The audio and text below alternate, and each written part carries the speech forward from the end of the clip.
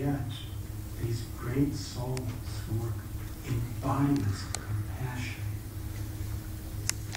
were insisting that he write this book. So he took it very seriously. Decided there was one more confirmation from Krishna himself. He went to the temple of Sri Radha Madan Mohan in Vrindavan. And there he stood before Thakurji, Sri Krishna, and prayed for his blessings to commence his work. And right when he prayed, a garland fell from the neck of Madan Mohan. Now, so many times we see garlands fall from the necks of deities. Has any of you ever said that? Seen that? It's usually because the pujari just didn't tie it on right. At least that's our mundane way of explaining it. Yes? But as soon as that garland fell from Madan Mohan's neck, all the devotees in the temple jubilantly screamed out, Haribo! Haribo! And these were all self-realized Paramahamsa sages. They cried out Haribo because they understood this is Madan Mohan's confirmation of the order. This is his blessing that Chaitanya Charitamrita should be written by Kaviraj Goswami. The pujari picked up that garland, resting on the lotus feet of Madan Mohan, and placed it on Krishnadas Kaviraj Goswami's back. And that day, he began writing Sri Chaitanya Charitamrita.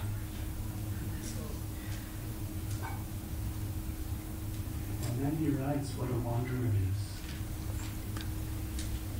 that I don't even know what I'm writing. Because I'm surrendering to the higher authorities, because I receive the blessings of great souls. Lord Nityananda and Lord Chaitanya are speaking through me.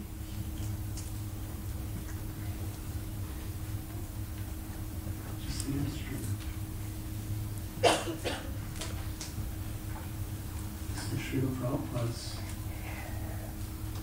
This was Srila Prabhupada's appreciation of his own writings also. He was given the order of his Guru Maharaj to write and distribute, publish and distribute these books in English. And oftentimes he would have devotees read the Krishna book to him. The Prabhupada probably read to him. At least I heard. He was there. He was there listening. When they would read the Krishna book to him, Prabhupada would sometimes say, I have not written this. Krishna has written this through me. Therefore he could listen and listen and listen and never think it's him. This morning we were speaking about how devotees, their nature is they don't want to take credit for anything. Because really taking credit for something is quite a miserable situation. We think it's happy because the mind feels some satisfaction taking credit for something. But the nature of the ego, it's like karma. It's like fire. The more you get, the more you need. If somebody says, oh, very nice kirtan, are you satisfied for the rest of your life? And the next kirtan you read, you're expecting somebody to say it again. And if they don't, you think, God, either something's wrong with him or I must have made a mistake. Yes.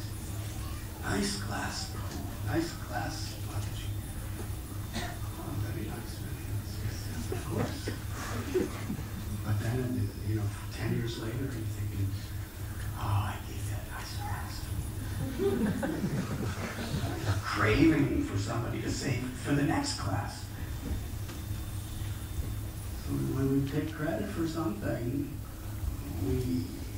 it's just a flickering satisfaction of the mind, and you constantly need more and more and more because you're looking for real satisfaction, and that doesn't give it. But if you're honestly not taking credit, but eager to give credit to Krishna, to the Guru, to all the Vaishnavas who are inspiring and encouraging you, then when somebody says that to you, very nice kirtan, very nice class, beautiful garland you made for the deities, then their words of appreciation actually touch the heart and the soul. Because you're receptive. It's not being blocked by the ego. When you're taking credit, the ego takes whatever credit, whatever people say nice to you, the ego just eats that. But when you're not taking credit and people appreciate you, that appreciation is experienced as cause of love by the soul. And it's a very, very deep and satisfying experience. And if you don't get credit, if nobody says anything to you, or if somebody criticizes you,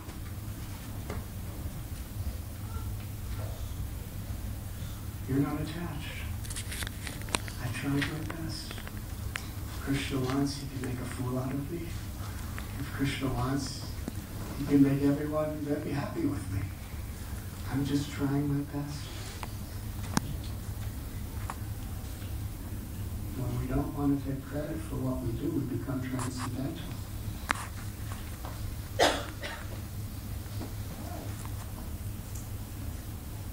And for those of you who are not here this morning, His Holiness Bhaktivinoda Swami Maharaj quoted from a very well-known personality and spoke a very beautiful saying of his. Would you like to do it?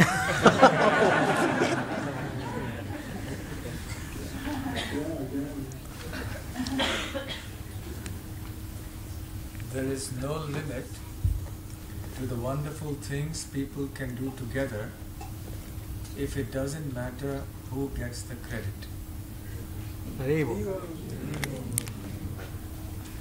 Now, illuminate their hearts. I tell you who said that. Abraham Lincoln Prabhu.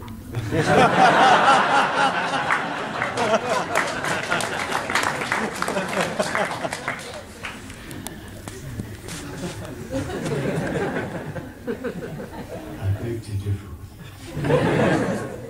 you. Abraham Lincoln Maharaj.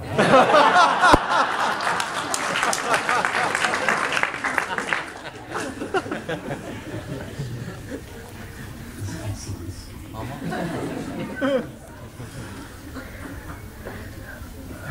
This principle is a universal principle. And we can do the most wonderful, incredible, miraculous things together if it doesn't matter who gets the credit. When we say all glories to Prabhupada, if we really mean it, that means all the glories to Prabhupada. That means it doesn't matter which of us get the credit. What matters is that Prabhupada's doing it through us.